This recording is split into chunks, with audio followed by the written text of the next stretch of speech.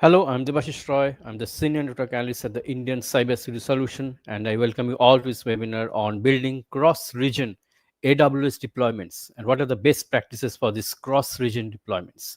What are the components that AWS has for different type of features? Cross-region means, say, there is another cloud also, like the Azure or the GCP. So there also you have some of the components, you have the features, and also in the case of the AWS cloud. So what are the features? What are the common or the silent features that we see in the AWS cloud? So let's begin.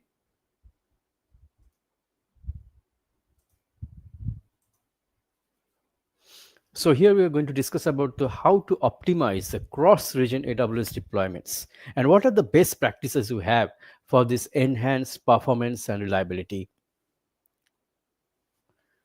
So here we'll explore optimizing cross-region AWS deployments by enhancing the performance and reliability of the cloud that one organization can embrace. Now we have to understand the unique challenges of cross-region setup, and that is very crucial for maximizing the benefits of the AWS services. Now, what is the cross-region deployment all about? It is allows applications to operate in multiple AWS regions.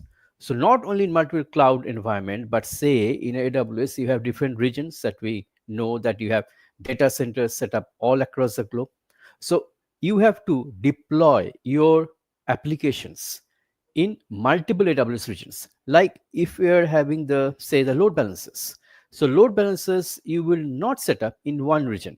And also the AWS doesn't allow you to set up the load balancers in one AZ. If you're in the same region also, then you have to select at least two AZs, at least two availability zones.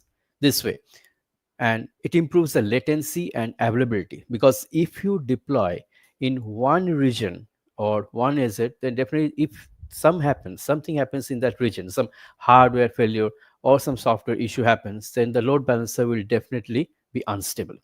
So we have to deploy it in multiple regions. In also, say, EC2 instance, the normal EC2 instance, that is also one thing that you should deploy it in multiple environments, in multiple regions. That is a cross-region deployment.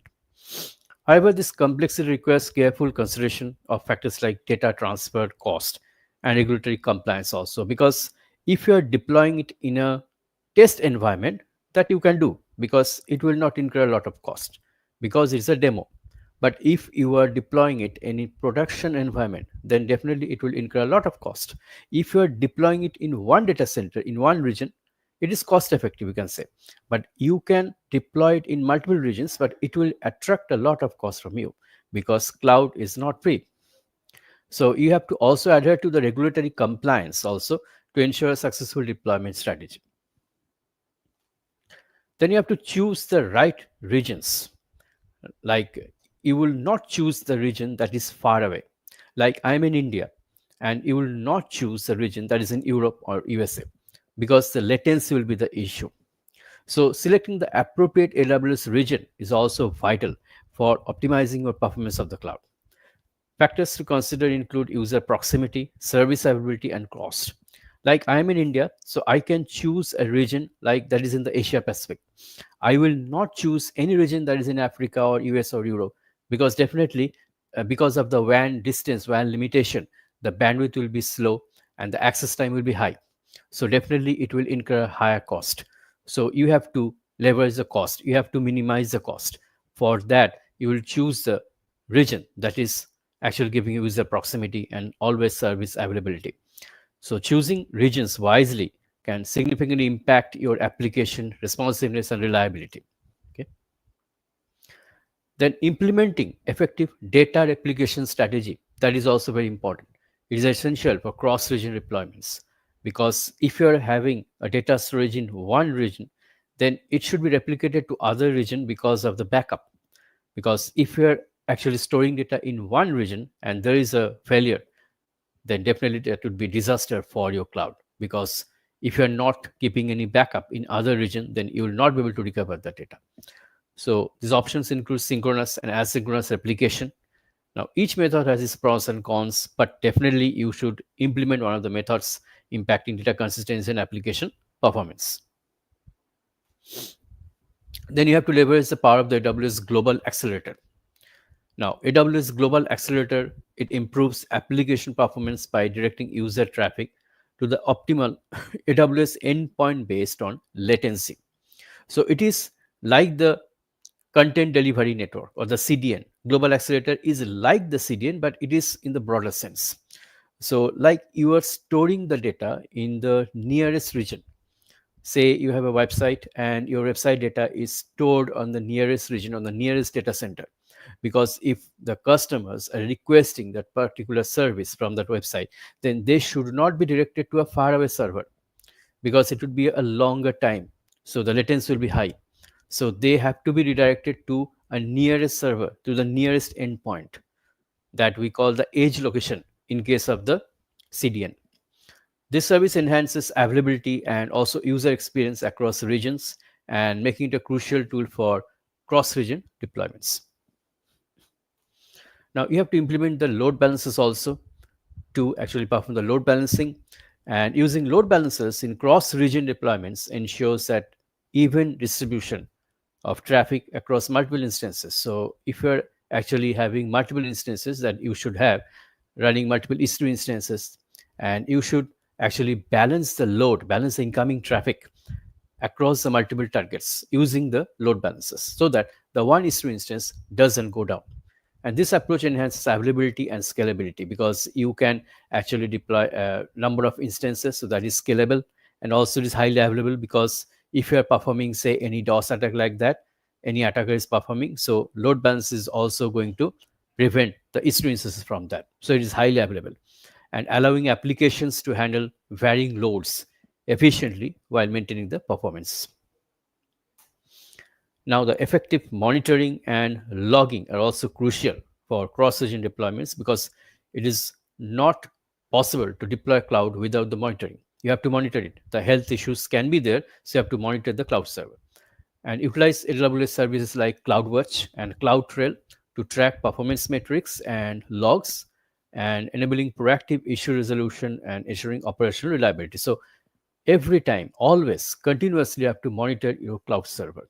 And using this CloudWatch, CloudTrail, it gives you a detailed monitoring report of all the services running and the logs, whatever the warnings it is generating. So you have to definitely examine those logs, those hardware logs, hardware warnings, even the software logs, application logs, to make sure that your cloud server is running continuously with zero downtime.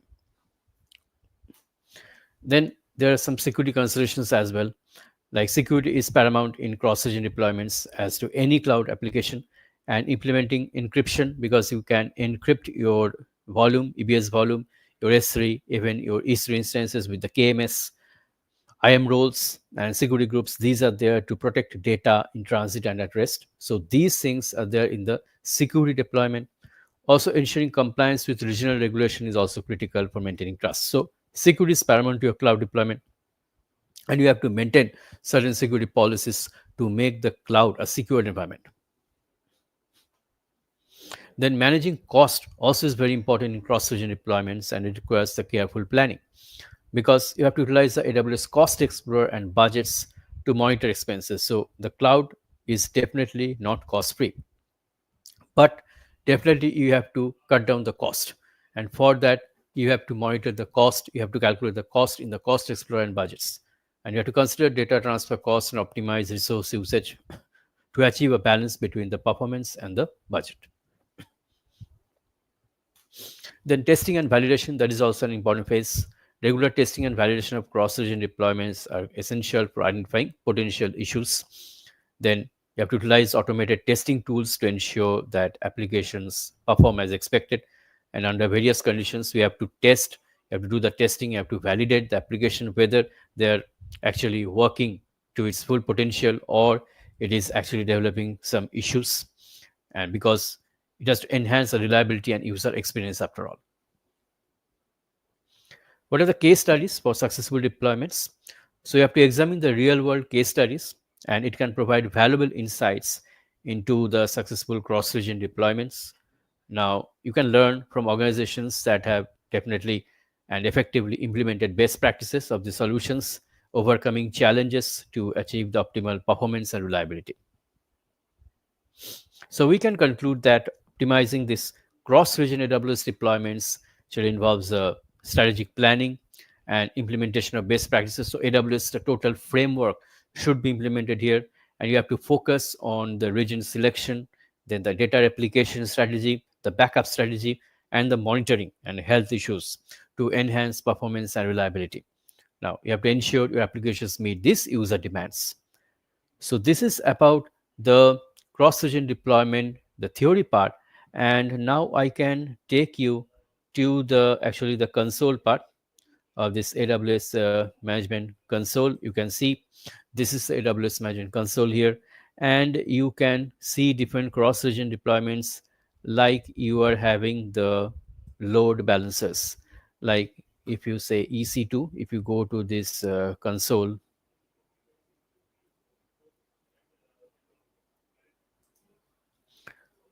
then you have the instances where you can launch the instance, the EC2 instance. Then you have the load balancing. This is the cross-region deployment. You have to implement the load balancers.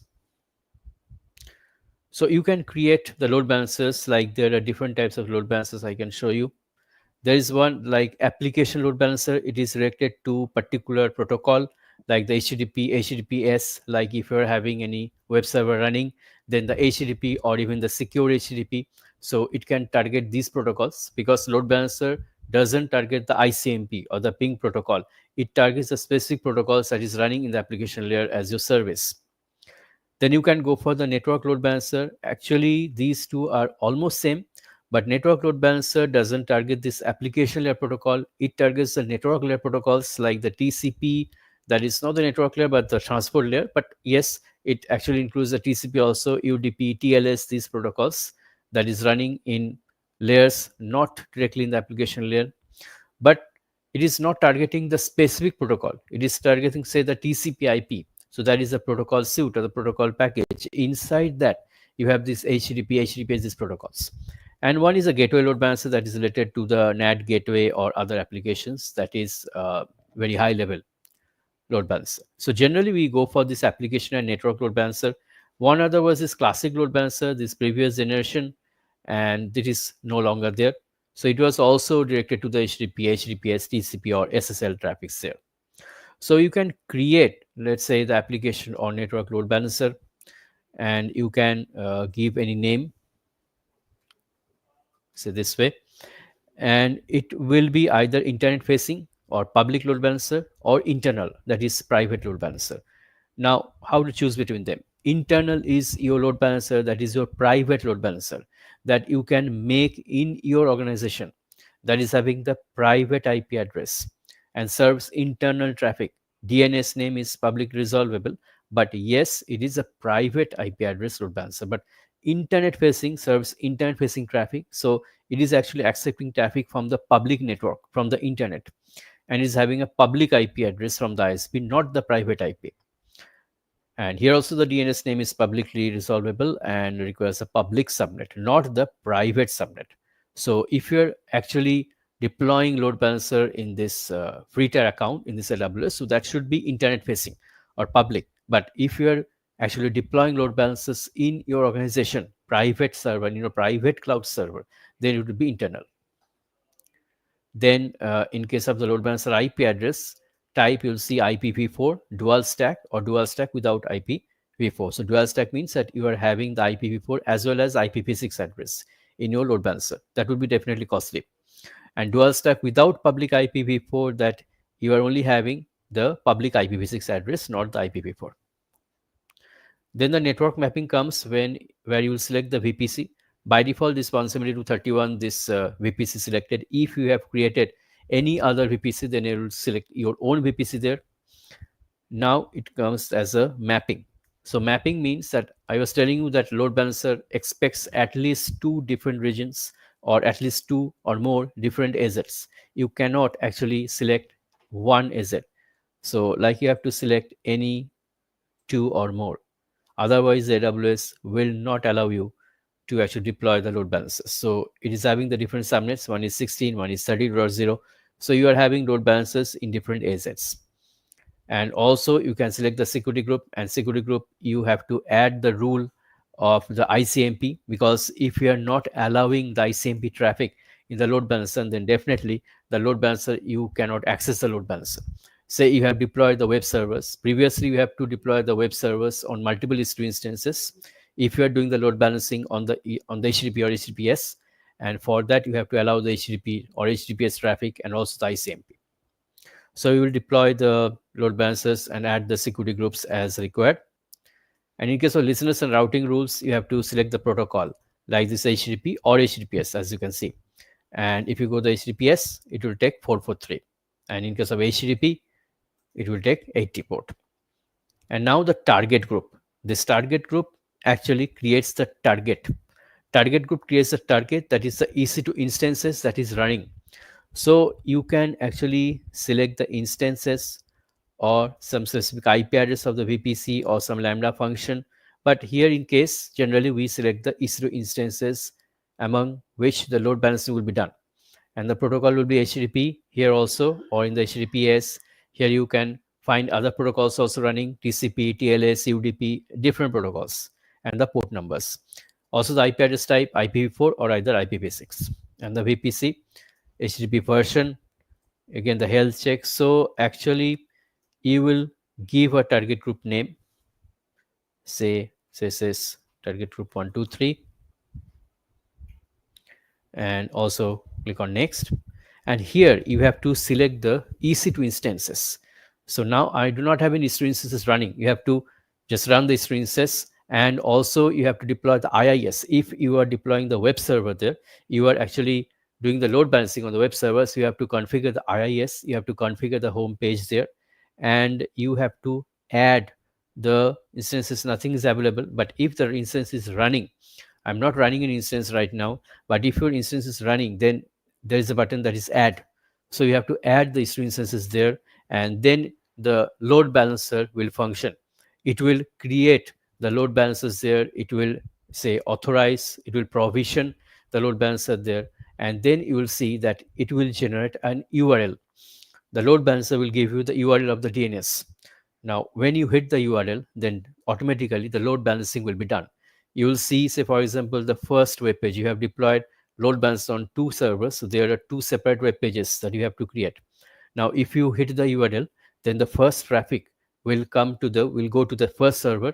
Then the response will come from the first server and see the first web page. And then automatically the traffic shifts to the second server, say the second web server, and the response comes from the second web server. This way, randomly, the load balancer will actually do the cross-region load balancing. So this cross-region deployments, it is very much helpful according to this load balancers. So this is how you have to deploy your cross-region load balancing. And if somebody is doing attack, say any DOS attack or DDoS attack from outside, and actually they are sending a lot of traffic, say an ICMP packet, say 1 lakh ICMP packet is sending on your server, and they hope that the server will be down, but the load balancer will distribute the traffic among the multiple EC2 instances and will save and protect your network. So load balancers are definitely there in the cloud, and because of the load balancers, this outside attack, this cybersecurity attack, that is not getting the importance here in cloud anymore. Previously, it was very attack prone, but because of the load balancers, now it is very safe in the cloud environment, you can see. So this is how the practically also you can deploy the load balancers.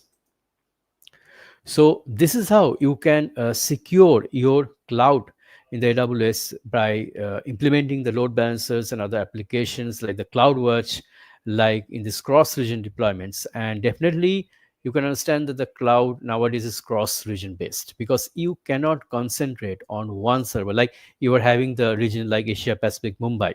So you cannot concentrate on the Mumbai region, and you cannot deploy these 3 instances or any other application, because the failure, any failure, let's say the link failure or any hardware-based failure or IP failure, anything can happen. And the load may increase in one region manifold in any time, and definitely the servers will be very slow. So to optimize the performance, you have to embrace the cross regions, multiple regions for that. So I hope that you have gained immense knowledge about this cross region deployments, how to deploy the AWS servers and applications in cross region. And also I hope that you'll be able to deploy it also physically in your enterprise networks. And also this knowledge will be very helpful for your certifications also, like AWS Solution Architect Associate or any other specialized certification, because all the certifications have these cross-region deployments.